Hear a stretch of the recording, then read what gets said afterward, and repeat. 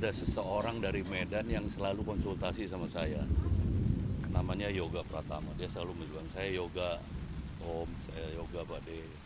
Nanya-nanya soal stand up. Dan akhirnya setahun atau 2 tahun kemudian ketika Babe Cawita masuk suci, saya masih belum tahu.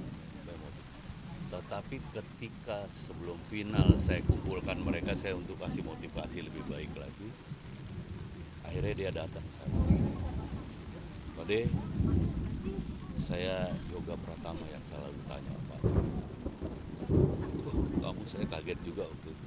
Saya ingat memang dia selalu nanya soal kayak nama Babe Cawita, dia sama stand up-nya.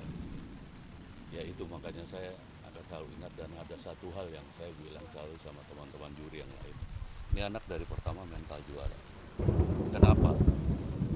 Dia nggak memperhatikan ketika ada peraturan bahwa bahan ketika audisi itu nggak boleh dibawakan lagi kecuali hari pertama. Nah, dia hari pertama nggak bawain ini, tapi dia hari keberapa dia bawain. Dan itu hampir kita kita peringatkan keras. Cuma memang mungkin karena dia nggak ngerti ya, nggak tahu ya. Dia sama sekali nggak down. Padahal udah kita peringatin dan kita nggak tahu. Bikin kesalahan satu kali ke dia nggak down tapi justru makin bagus. Saya lupa, tapi mungkin dia pengumpul kompor gas terbanyak juga dari selama suci kayaknya selain Dana. Itu sih, jadi ada dua hal yang saya benar-benar ini, apalagi yang ketiga juga saya kebetulan hobinya sama gitu, bikin mobil off-road.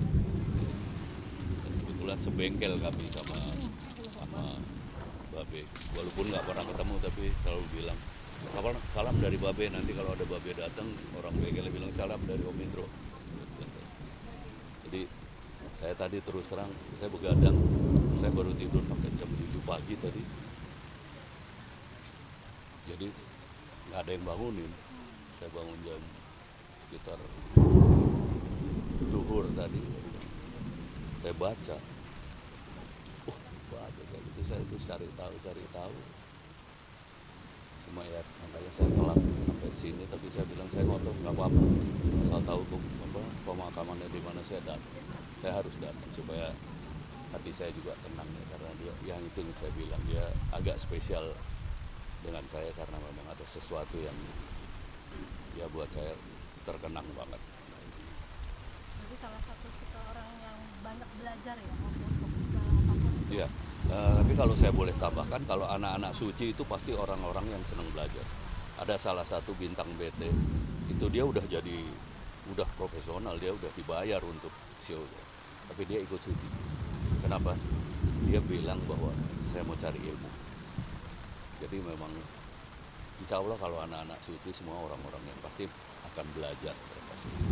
Ada momen yang tidak bisa dilupakan nggak sih? Mungkin Ya itu ada dua yang nggak bisa dilupakan, bahwa dia ternyata dia adalah orang yang saya kenal walaupun lewat WA dan akhirnya jadi juara.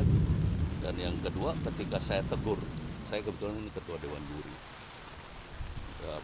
juri utama, saya tegur keras banget, itu pun karena saya ngelihat dia nggak ngerti betul peraturannya kayak gitu.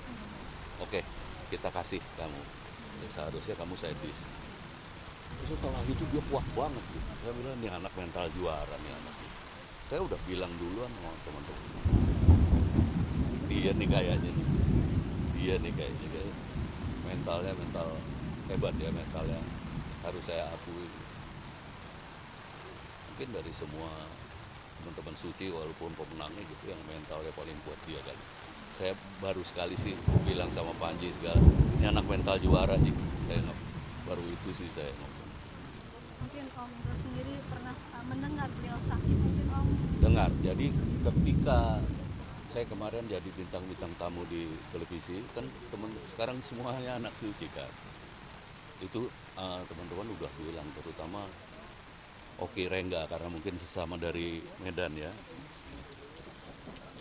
Ade, udah dengar kan? Kami biasanya kalau sama teman-teman Medan tuh selalu berlogat Medan kan. Aku juga. Saya pernah beberapa kali di Medan. Bre, udah dengar kawan. Aku dengar sakit tapi nggak tahu aku sakit apa. Aduh mah. Saya nggak tahu kenapa ya, saya trauma dengan kanker berat kayak Mas Kasino, Mas Dono, istrinya Mas Dono, istri saya, mertua saya. Sekeliling saya kanker dan saya sekarang di Yayasan Kanker Kita Kuning. Merawat anak-anak nggak mampu yang menderita kanker. Jadi saya kalau udah dengar kanker itu saya Aku tahu tadi pada saat kamu lihat tegur Babe dengan nilai metal kuat, respon Babe pada saat dia oh saya nggak tegur di maksudnya saya tegur ya itu dia Pak De mohon maaf saya nggak tahu gitu tapi tenang betul dia tenang.